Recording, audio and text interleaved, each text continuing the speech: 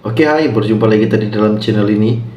Oke, pada hari ini apa yang admin ingin kongsikan kepada Anda semua berkaitan dengan isu-isu panas yang terhangat pada hari ini, apa yang admin dapat baru-baru ini.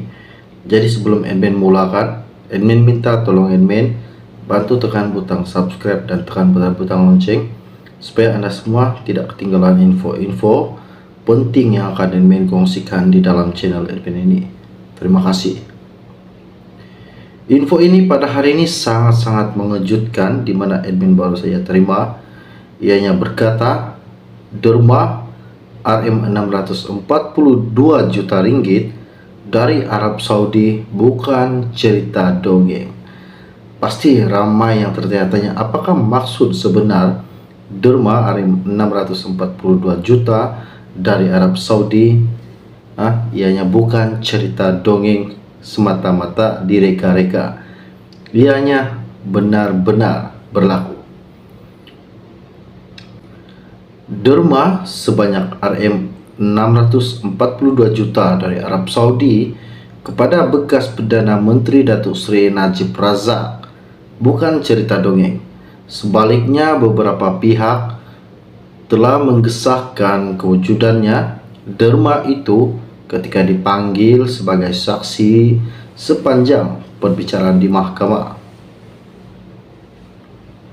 Menurut pengendali akaun Facebook Najib Razak, antara pihak terbabit ialah Suruhanjaya Pencegahan Rasuah Malaysia SPRM dan AM Bank, selain bukti dalam bentuk dokumen transaksi pemindahan dana SWIFT.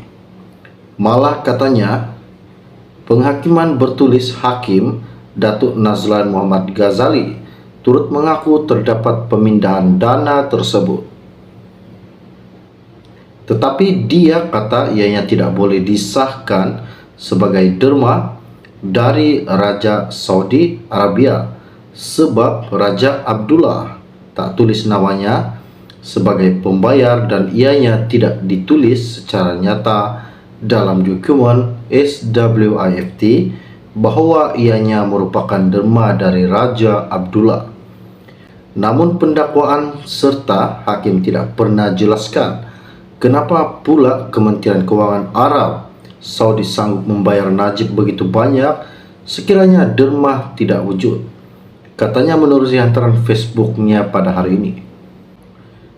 Kata Najib, biarpun beliau bebas untuk menggunakan Rm642 juta yang diterima dari Arab Saudi untuk apa sahaja, tetapi tidak digunakan untuk pribadinya.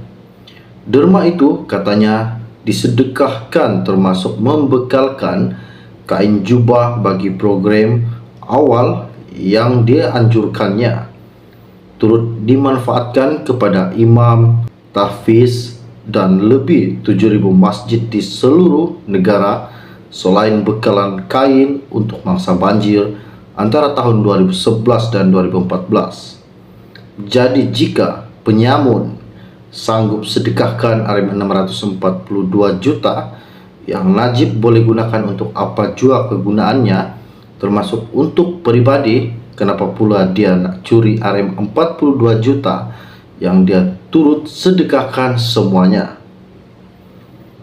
Yang gelar Najib penyamun, siapakah yang menggelar Najib sebagai penyamun? Beberapa ringgit pula yang mereka sedekahkannya. Soalnya Najib turut menyindir pihak tertentu agak tidak memetik dana yang dikenali sebagai Rm2.6 bilion pula, sebab ianya turut disahkan dalam mahkamah bahawa dana tersebut telah dipulangkan kepada penghantar 4 bulan selepas diterimanya. Malah kata Najib, beliau didakwa 9 kali kerana menerima dana itu dan 6 kali lagi sebab memulangkannya. Kata Najib, biarpun beliau bebas untuk menggunakan Rm642 juta yang diterima dari Arab Saudi untuk apa sahaja, tetapi tidak digunakan untuk pribadinya. Derma itu katanya disedekahkan, termasuk membekalkan kain jubah bagi program awal yang dia anjurkannya, turut dimanfaatkan kepada imam, tahfiz, dan lebih 7.000 masjid di seluruh negara, selain bekalan kain untuk mangsa banjir antara tahun 2011 dan 2014. Jadi jika penyamun sanggup sedekahkan Rp642 juta yang Najib boleh gunakan untuk apa jua kegunaannya, termasuk untuk pribadi, kenapa pula dia nak curi Rp42 juta yang dia turut sedekahkan semuanya?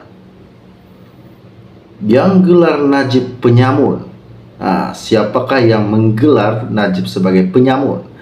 Beberapa ringgit pula yang mereka sedekahkannya. Soalnya Najib turut menyindir pihak tertentu agak tidak memetik dana yang dikenali sebagai Rm2,6 bilion pula, sebab ianya turut disahkan dalam mahkamah bahwa dana tersebut telah dipulangkan kepada penghantar 4 bulan selepas diterimanya.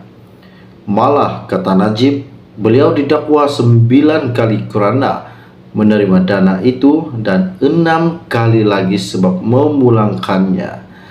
Info ini sangat-sangat panas dan menggemparkan pada hari ini, di mana Najib menerima Rm642 juta derma dari Arab Saudi.